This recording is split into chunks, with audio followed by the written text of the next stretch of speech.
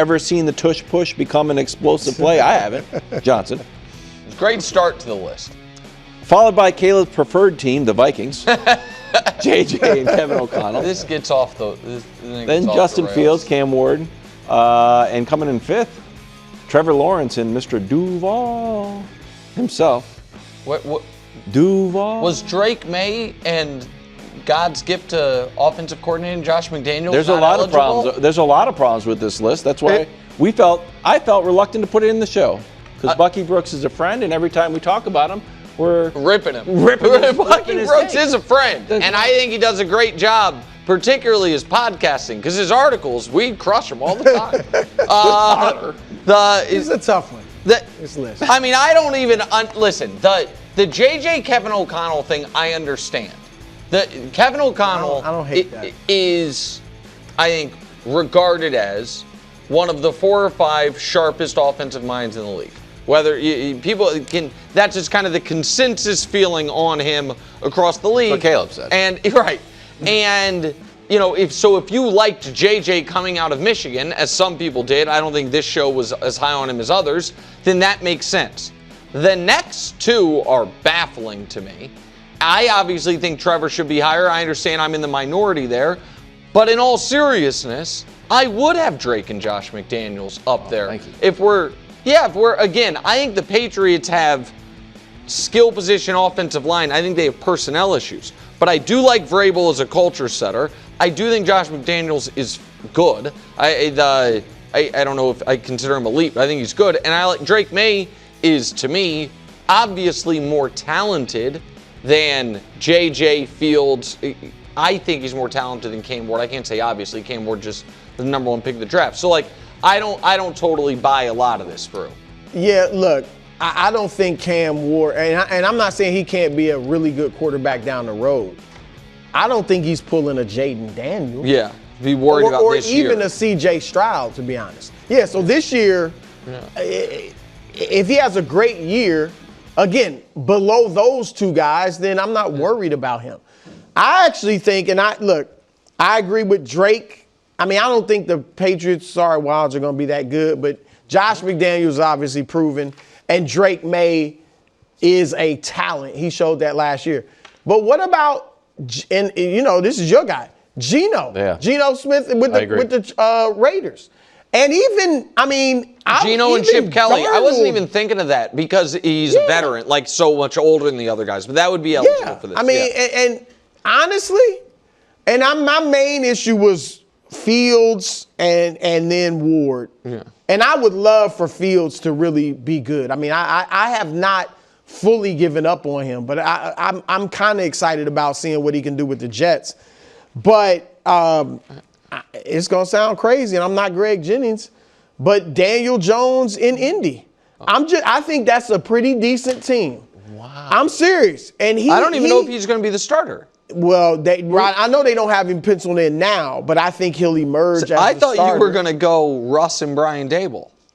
Oh, I just think in that division, they're going to have their hands full. I like that a lot. Indy, I think you think Indy's got some talent. Indy's and Daniel Jones, and I'm not saying he's top 10 or anything like Greg.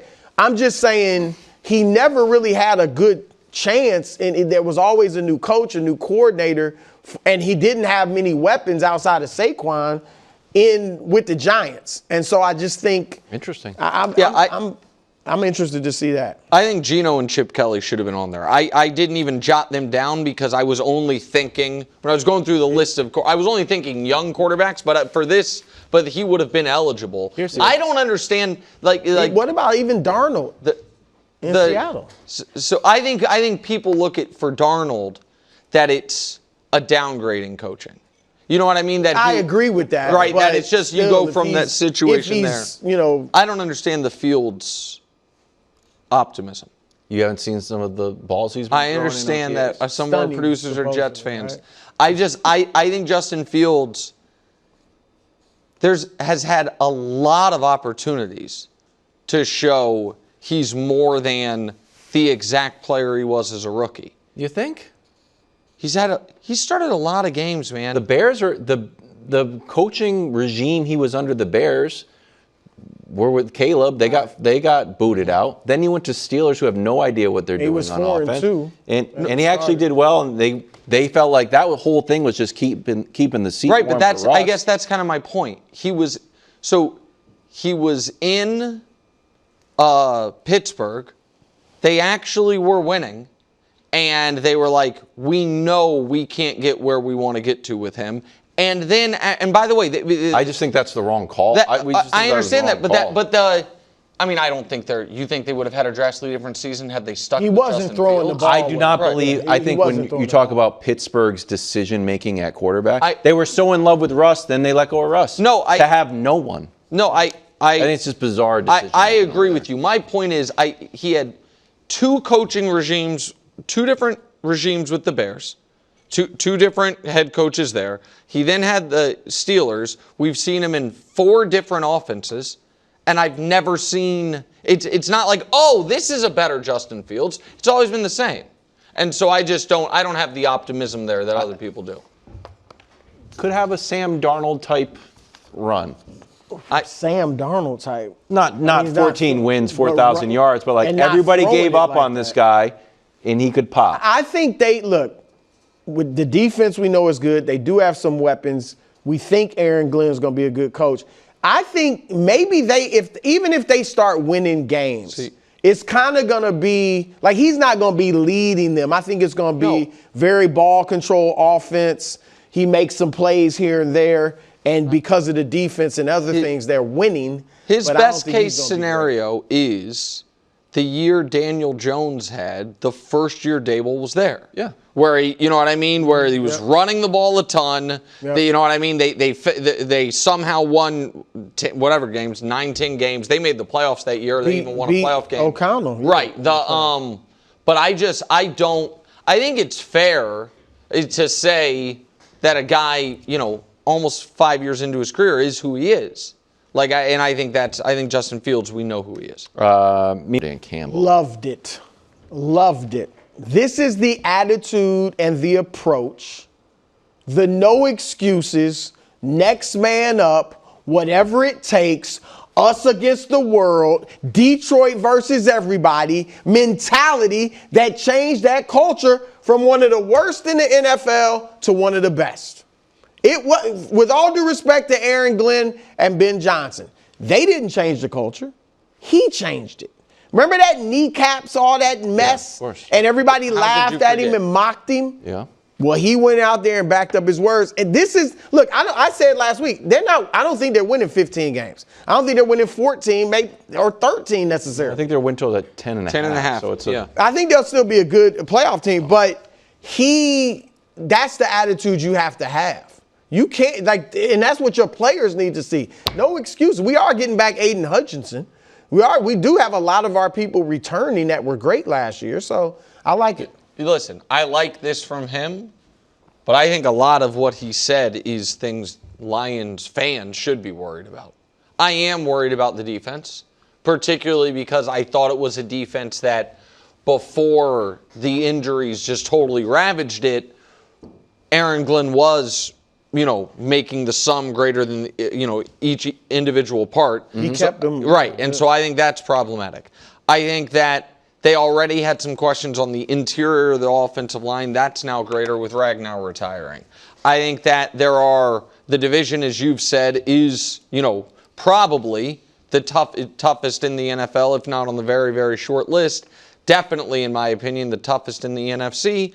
And I think there is a real emotional toll from the way they've been knocked out in the playoffs the last 2 years. Being this close to the Super Bowl and then the next year being from wire to wire the best team in the NFC, only to play your absolute worst game. And I am concerned how that game affects the guy over Wildes' shoulder, and it's not Dan Campbell I'm talking about. Yeah. I think that if you're Jared Goff and you were the number 1 pick and then had got that team to a Super Bowl after a bad rookie year but new head coach, and then that head coach who turned your career around gave up on you aggressively, to where in a playoff game you were healthy enough to play in, he started the Wolfman, and then was forced to play you, and then attached a first-round pick to trade you away to go get Stafford. And then this team that embraced you, you had to sit all offseason knowing I cost us. I had my worst game of the year, couldn't stop turning the ball over in a game we had no business losing. And it was because of me. I'm not saying I think it was 100% because of him, but I would imagine it's like, man, this is the guy that believed in me. That, you know what I mean? Like, and how that impacts him going into next year. I think it'd be human nature. And so it's writing in stone, oh, Goff's going to be shell-shocked, but I think it's got to be on the board that has a long tail for Jared Goff. And so there's just a lot of concerns I have for the Lions next year. Thanks for watching. Subscribe here to get more from the show and to check out clips from other shows on FS1.